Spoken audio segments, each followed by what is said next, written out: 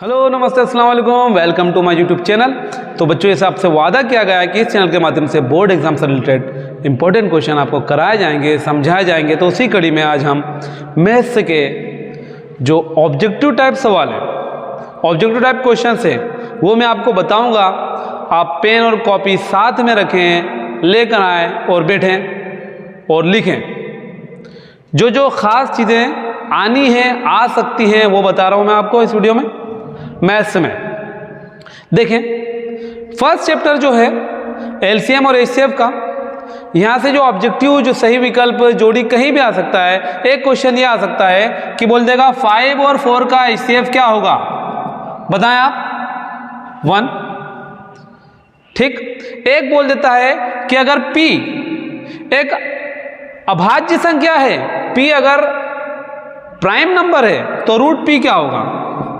तो root P को क्या कहेंगे हम, अपरिमेय संख्या, इरेशनल नंबर। अगर ये प्राइम नंबर है तो ये इरेशनल नंबर, ये अगर अभाज्य संख्या है तो ये अपरिमेय संख्या। एक आ जाता है प्रत्येक प्राकृत संख्या पूर्णांक भी होती है। ये बात जो है वो सत्य है, ट्रू है। All natural numbers are integer, सही है। तो ये फर्स्ट चैप्टर में से। सेकेंड चैप्टर में जो आ सकता है, सेकेंड चैप्टर में से आ सकता है द्विघात बहुपद के कितने शून्यक होते हैं। जीरोज ऑफ क्वाड्रेटिक पॉलिनोमियल कितने होते हैं, 2। फिर एक आ सकता है शून्यकों का योग कितना होता है, तो -b/a। अगर वो इस फॉर्म में है, ये स्टैंडर्ड फॉर्म है क्वाड्रेटिक पॉलिनोमियल का, इक्वेशन नहीं, बहुपद पॉलिनोमियल। तो ये योग है, सम का फार्मूला है जीरोस के, और प्रोडक्ट शून्यकों का गुणनफल, product of zeros c/a। Second chapter. Third chapter में से एक इस तरह से आ सकता है, इक्वेशन दे दे x + 2y = 5 और बोलते y = 2 हो तो x = क्या, इसको सॉल्व करना पड़ेगा। y की जगह हम 2 रखेंगे, तो देखें आप, x + 2 और y की जगह रख दो 2 = 5, तो x + 2 × 4 = 5, 4 उधर जाएगा तो x = 5 - 4, x = 1। तो इस तरह सा एक जो हमारा जो कि आता ही है थर्ड चैप्टर में से, कि ये कंडीशंस जो 3 हैं, a1/a2 ≠ b1/b2, ये कंडीशन है यूनिक सॉल्यूशन की, अद्वितीय हल। a1/a2 = b1/b2 is not equal to c1/c2, तो ये है कोई हल नहीं। जो हमारा समीकरण निकाय है, जो सिस्टम है, उसका कोई भी हल नहीं होगा, नो सॉल्यूशन। और एक तीसरी चीज है a1/a2 = b1/b2 = c1/c2 के, तो ये होता है अनेक हल, infinitely many solution, infinitely many solution. ये 3 कंडीशंस। उसके अलावा फोर्थ चैप्टर की बात करें, फोर्थ चैप्टर में विविक्त कर का सूत्र आ जाता है, डिस्क्रिमिनेंट d = b² - 4ac। फिर दे देता है मूलों का योग, सम ऑफ रूट्स, रूट्स का सम कितना होता है, वही जो शून्यकों में लिखा था, -b/a, और गुणनफल प्रोडक्ट कितना होता है, c/a।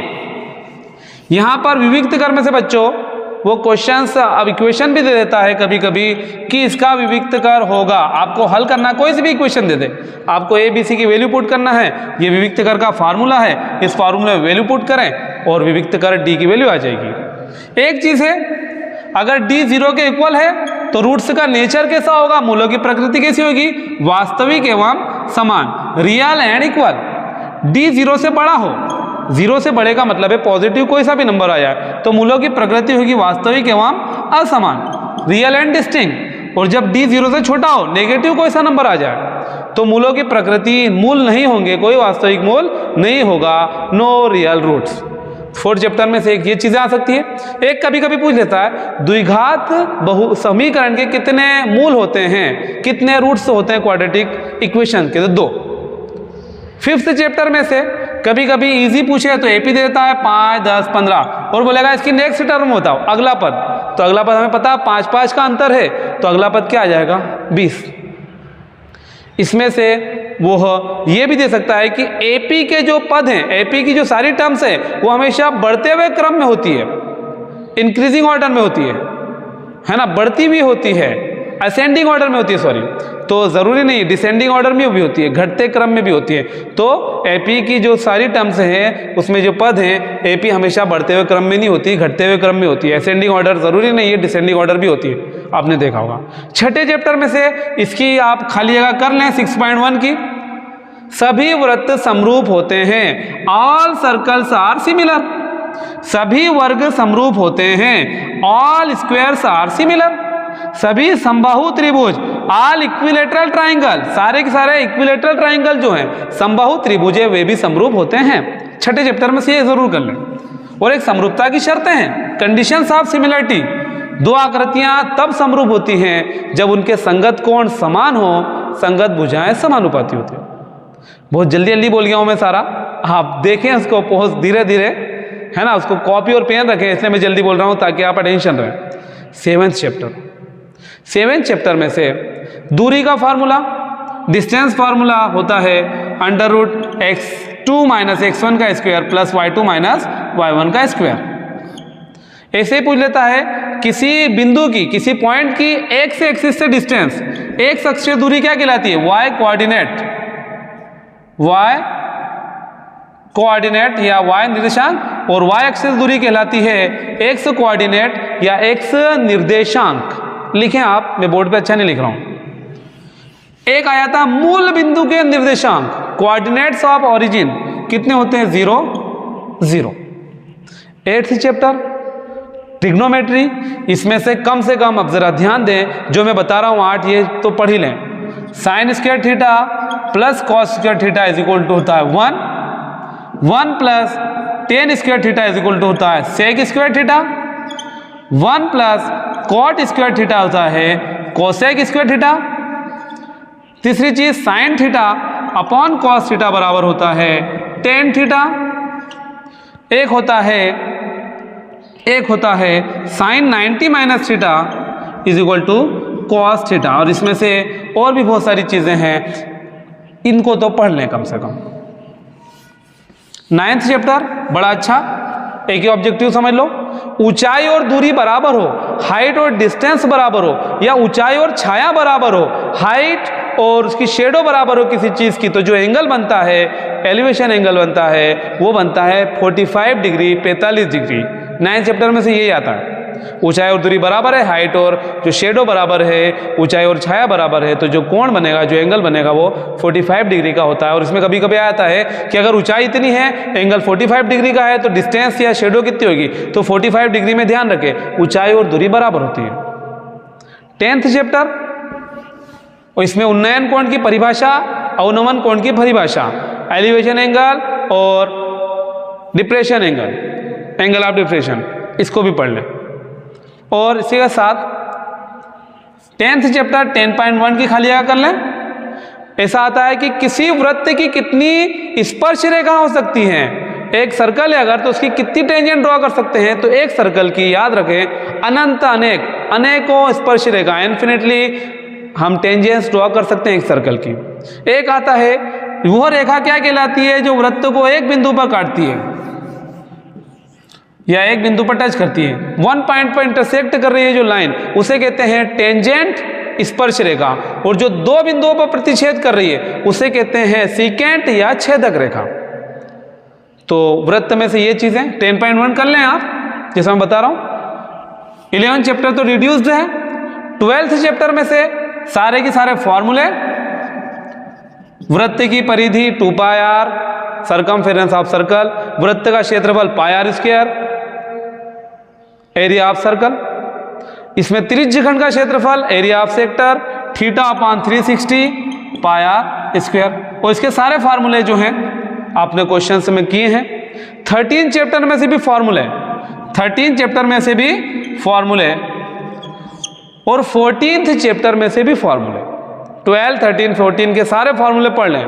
जैसे 13 में हमारे पास सिलेंडर है, कोन है, शंकु है, बेलन है, स्फेयर है, गोला है, ये चीजें, उसके सारे फॉर्मूले याद करें। अर्धगोला है, हेमिस्फेयर है।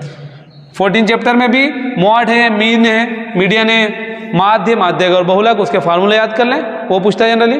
एक पूछ लेता है सर्वाधिक बारंबारता वाला पद क्या कहलाता है, बहुलक। जो टर्म ज़्यादा आती है मैक्सिमम फ्रीक्वेंसी वाली टर्म कहलाती है मॉड। और आखिरी चैप्टर 15 चैप्टर, असंभव घटना की प्रायिकता, प्रोबेबिलिटी ऑफ इम्पॉसिबल इवेंट 0। निश्चित घटना की प्रायिकता, प्रोबेबिलिटी ऑफ सर्टेन इवेंट 1।